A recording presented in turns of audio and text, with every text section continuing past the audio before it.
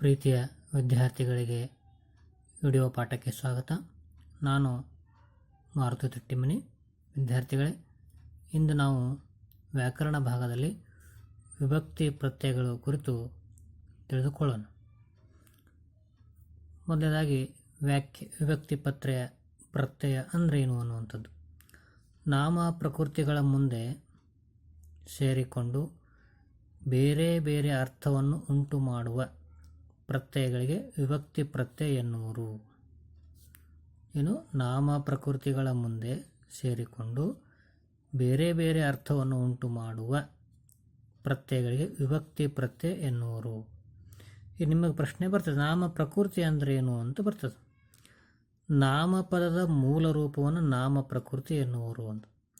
ನಾಮಪದದ ಮೂಲ ರೂಪವನ್ನು ನಾಮ ಪ್ರಕೃತಿ ಅಂತ ಕರೀತಾರೆ. ಹೀಗೆ ಕ್ರಿಯಾಪದದ ಮೂಲ ರೂಪವನ್ನು ಧಾತು ಅಂತ ಕರಿತೀವೋ, ಹಾಗೆ ನಾಮಪದದ ಮೂಲ ರೂಪವನ್ನು ನಾವು ನಾಮ ಪ್ರಕೃತಿ ಅಂತ ಕರಿತೀವಿ. ಉದಾಹರಣೆಗೆ ಹೇಳಬೇಕಂತಂದರೆ, ಈಗ ರಾಮನು ಅನ್ನುವಂಥ ಶಬ್ದ ಇತ್ತಂದರೆ ಅಲ್ಲಿ ರಾಮ ಅನ್ನುವಂಥದ್ದು ನಾಮ ಪ್ರಕೃತಿ ಆಗುತ್ತೆ. ಅದಕ್ಕೆ ಸೇರಿದಂಥ ಉ ಅದು ಒಂದು ಪ್ರತ್ಯಯ. ಸೊ ಹೀಗೆ ನಾಮ ಪ್ರಕೃತಿಗಳ ಮುಂದೆ ಸೇರಿಕೊಂಡು ಬೇರೆ ಬೇರೆ ಅರ್ಥವನ್ನು ಉಂಟು ಮಾಡುವಂತಹ ಪ್ರತ್ಯಯಗಳಿಗೆ ನಾವು ವಿಭಕ್ತಿ ಪ್ರತ್ಯಯಗಳು ಅಂತ ಕರಿತೀವಿ. ಇದು ವ್ಯಾಖ್ಯೆ ಅರ್ಥ ಆಯಿತು ವಿದ್ಯಾರ್ಥಿಗಳೇ? ಈಗ ಮುಂದೆ ನೋಡೋಣಂತೆ. ಈ ನಾಮ ಪ್ರಕೃತಿಯಲ್ಲಿ ಕಾರಕಗಳು ಮತ್ತು ಕಾರಕಾರ್ಥಗಳು ಅಂತ ಇರ್ತದೆ. ನಾಮ ಪ್ರಕೃತಿಯಲ್ಲಿ ಕಾರಕಗಳು ಮತ್ತು ಕಾರಕಾರ್ಥ ಅಂತ ಅರ್ಥ, ಎರಡು ಒಂದೇ ಅರ್ಥ. ಏನಿದು ಕಾರಕಾರ್ಥ? ಒಂದು ವಿಭಕ್ತಿ ಪ್ರತ್ಯಯ ಪೂರ್ಣಗೊಳ್ಳಬೇಕು, ಒಂದು ವಾಕ್ಯ ಸರಿಯಾದ ಒಂದು ಅರ್ಥವನ್ನು ಪಡಿಬೇಕು ಅಂತಂದರೆ ವಿಭಕ್ತಿಗಳ ಪಾತ್ರ ಬಹಳ ಮುಖ್ಯ. ಅದರಲ್ಲಿ ಈ ಕಾರಕಗಳು ಕೂಡ ಬಹಳಷ್ಟು ಮುಖ್ಯ ಅಂತ. ಇಲ್ಲಿ ನಾಮಪದವು ಕ್ರಿಯಾಪದದೊಂದಿಗೆ ಹೊಂದಿರುವ ಸಂಬಂಧವನ್ನು ತಿಳಿಸುವುದೇ ಕಾರಕಗಳು ಅಂತ. ನೋಡಿ, ಒಂದು ನಾಮಪದ ಕ್ರಿಯಾಪದದೊಂದಿಗೆ ಯಾವ ರೀತಿಯ ಸಂಬಂಧವನ್ನು ಹೊಂದಿದೆ ಅದನ್ನು ತಿಳಿಸುವಂಥದ್ದೇ ಕಾರಕಗಳು ಅಥವಾ ಕಾರಕಾರ್ಥ ಅಂತ ಕರೀತಾರೆ. ಅಂದರೆ ಕ್ರಿಯೆಯನ್ನು ಉಂಟು ಮಾಡಲು ಸಹಾಯಕವಾಗುವುದೇ ಕಾರಕ, ಕ್ರಿಯೆಯನ್ನು ಉಂಟು ಮಾಡುವುದೇ ಕಾರಕ ಅಂತ ಕೂಡ ನಾವು ಕರೀಬೋದು. ಅಂದರೆ ಅಲ್ಲೇ ಒಂದು ಆ್ಯಕ್ಷನ್ ನಡಿಬೇಕು, ಅದಕ್ಕೆ ಸಹಾಯ ಮಾಡುವಂಥವುಗಳನ್ನು ನಾವು ವಿಭಕ್ತಿ ಪ್ರತ್ಯಯಗಳನ್ನು ಕರಿತೀವಿ. ಅದರಲ್ಲಿ ಈ ಕಾರಕಾರ್ಥಗಳು ಬಹಳಷ್ಟು ಸಹಾಯವನ್ನು ಮಾಡ್ತವೆ. ಸೊ ಅದು ಏನು ಎಂತ ಅನ್ನುವಂಥದ್ದನ್ನು ತಾವು ವಿಭಕ್ತಿಗಳನ್ನು ವಿವರವಾಗಿ ತಿಳಿದುಕೊಳ್ತಾ ಹೋದಲ್ಲಿ ತಮಗೆ ಇದರ ಬಗ್ಗೆ ಇನ್ನಷ್ಟು ಸುಲಭವಾಗಿ ಮನವರಿಕೆ ಆಗ್ತದೆ. ಸೊ ಒಟ್ಟು ವಿಭಕ್ತಿಗಳು 7 ಇದಾವು, ಕಾರಕಗಳು 6 ಇವೆ. ಅವು ಯಾವುವು ಏನು ಅನ್ನೋದನ್ನು ನಾವೀಗ ವಿವರವಾಗಿ ವಿಭಕ್ತಿ ಪ್ರತ್ಯಯಗಳನ್ನು ನೋಡ್ತಾ ಹೋದಾಗ ತಿಳಿದುಕೊಳ್ತಾ ಹೋಗುವ.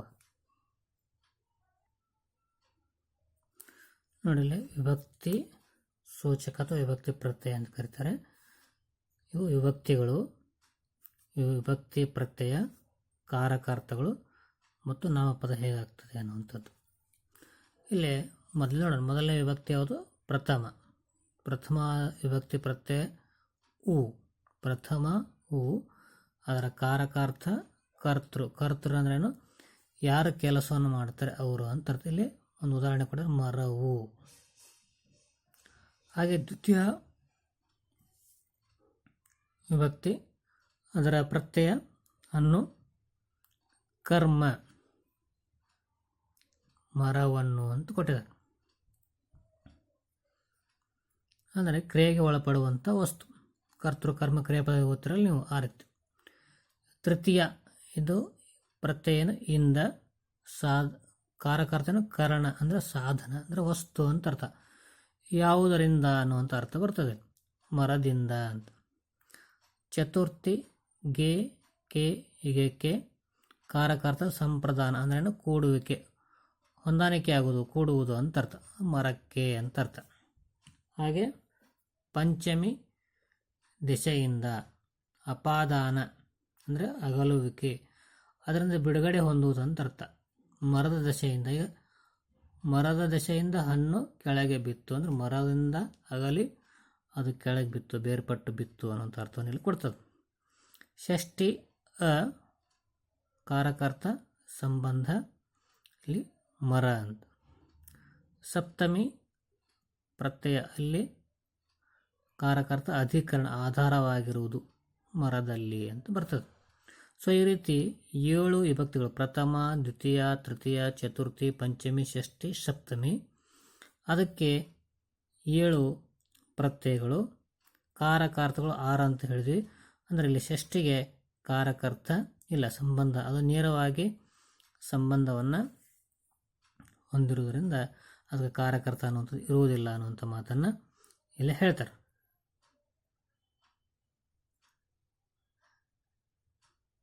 ಸೊ ಪ್ರಥಮದ ವಿಭಕ್ತಿ ಪ್ರತ್ಯಯವು ದ್ವಿತೀಯ ಅನ್ನು, ತೃತೀಯ ಇಂದ, ಚತುರ್ಥಿ ಗೆ ಗೆ ಇಕೆ, ಪಂಚಮಿ ದಶೆಯಿಂದ, ಷಷ್ಠಿ ಅ, ಸಪ್ತಮಿ ಅಲ್ಲಿ. ಸೊ ಅದಕ್ಕೆ ಮರವು, ಮರವನ್ನು, ಮರದಿಂದ, ಮರಕ್ಕೆ, ಮರದ ದಶೆಯಿಂದ, ಮರ, ಮರದಲ್ಲಿ, ಈ ಪ್ರತ್ಯಯಗಳನ್ನು ಸೇರಿಸಿಕೊಂಡು ಈ ನಾಮಪದವನ್ನು ಇಲ್ಲಿ ಸೃಷ್ಟಿ ಮಾಡಲಾಗಿದೆ. ನೋಡಿ, ಕಾರಕಾರ್ಥ ಸೇರಿಸ್ಕೊಂಡು ಹೇಳಿದ್ರೆ ಮರವು ಹಣ್ಣನ್ನು ಬಿಟ್ಟಿತು, ಹೌದಾ, ಹೇಳ್ಬೋದು. ರಾಮನು ಮರವನ್ನು ಕಡಿದನು, ಕರ್ಮ, ಏನು ಕಡಿದ, ಮರವನ್ನು ಕಡಿದ. ನೋಡಿ, ಸಾಧ, ಮರದಿಂದ ಹಣ್ಣು ಬಿತ್ತು, ಹೌದಾ. ಹಾಗೆ ಮರಕ್ಕೆ ಕೂಡಬೇಕೆಂದರೆ ಒಂದಕ್ಕೂ ಅದಕ್ಕೆ ಸಂಬಂಧಪಟ್ಟಿರುವುದು, ಅದನ್ನು ಸೇರಿಕೊಳ್ಳುವುದು ಅಂತ ಅರ್ಥ. ಆಕಾಶಕ್ಕೆ ನಕ್ಷತ್ರ ಭೂಷಣ, ಭೂಷಣ ಅಂದ್ರೇನು, ಅಲಂಕಾರ ಅಂತ ಅರ್ಥ. ಹಾಗೆ ಅಪಾದಾನ, ಮರದ ದಶೆಯಿಂದ ಮಳೆ ಬಂದಿತು, ಹೀಗದು. ಮರದ ದಶೆಯಿಂದ ಮಳೆ ಬಂದಿತು, ಮರದ ದಶೆಯಿಂದ ಹಣ್ಣು ಕೆಳಗೆ ಬಿತ್ತು, ಹೀಗೆ ಕೂಡ. ಸೊ ಅದನ್ನು ಮಳೆ, ಗಾಳಿ ಬೀಸ್ತು, ಗಾಳಿಯಿಂದ ಬೇರ್ಪಟ್ಟು ಹೋಗಿ ಮಳೆಯಾಗಿ ಅದು ಕೆಳಗೆ ಬಿತ್ತು, ಈ ರೀತಿ ಹೇಳ್ಬೋದು. ಇನ್ನು ಸಂಬಂಧ ಅಂದರೆ ಮರ. ಇಲ್ಲಿ ಅನ್ನುವಂಥ ವಿಭಕ್ತಿ ಪ್ರತ್ಯಯವು ನೇರವಾಗಿ ಸಂಬಂಧ ಪಡೆದಿರೋದ್ರಿಂದ ಅದನ್ನು ಕಾರಕ ಅಂತೇಳಿ ಕರೆಯಂಗಿಲ್ಲ. ಈಗ ಮರದ ಅಂತ ಅಂದ ತಕ್ಷಣ ನಾವಲ್ಲಿ ನೇರವಾಗಿ ಯಾವುದೇ ಒಂದು ಕ್ರಿಯಾಪದವನ್ನು ಇಡಲಿಕ್ಕೆ ಬರೋದಿಲ್ಲ, ಹಾಗಾಗಿ ಅದಕ್ಕೆ ಕಾರಕಾರ್ಥ ಇಲ್ಲ ಅನ್ನುವಂಥ ಅರ್ಥವನ್ನು ಇಲ್ಲಿ ಹೇಳ್ತಾರೆ. ಸೊ ನಾವು ಹೇಳಬೇಕಾದಾಗ ಮರದ ನೆರಳಿನಲ್ಲಿ ನಾವು ವಿಶ್ರಾಂತಿ ಪಡೆಯುತ್ತೇವೆ, ಈ ರೀತಿ ನಾವು ವಾಕ್ಯವನ್ನು ಸೃಷ್ಟಿ ಮಾಡ್ಬೋದು. ಇನ್ನು ಮರದಲ್ಲಿ ಅಧಿಕರಣ ಅಂದರೆ ಅದಕ್ಕೆ ಆಧಾರವಾಗಿರುವುದು ಅನ್ನೋ ಅರ್ಥ.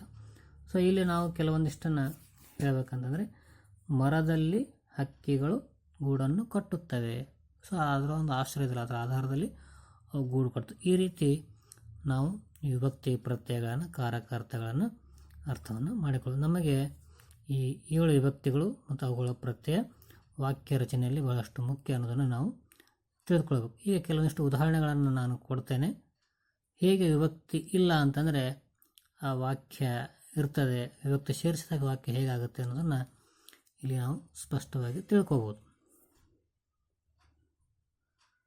ನೋಡಿ, ವಿಭಕ್ತಿಯ ಪ್ರತ್ಯಯಗಳನ್ನ ಸೇರಿಸಿ ವಾಕ್ಯವನ್ನು ರಚಿಸಿರಿ ಅಂತ ಕೊಟ್ಟಿದೆ.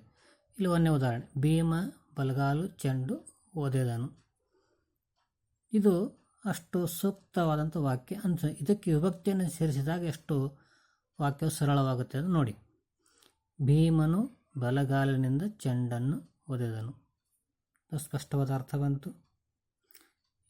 ಇವೇನು ರೆಡ್ ಮಾರ್ಕ್ ಇದಾವಲ್ಲ, ಇವು ಭೀಮನು ಪ್ರಥಮ ವಿಭಕ್ತಿ ಇದೆ, ನಿಂದ ತೃತೀಯ ಇದೆ, ಚೆಂಡನ್ನು ಅನ್ನು ದ್ವಿತೀಯ ಇದೆ.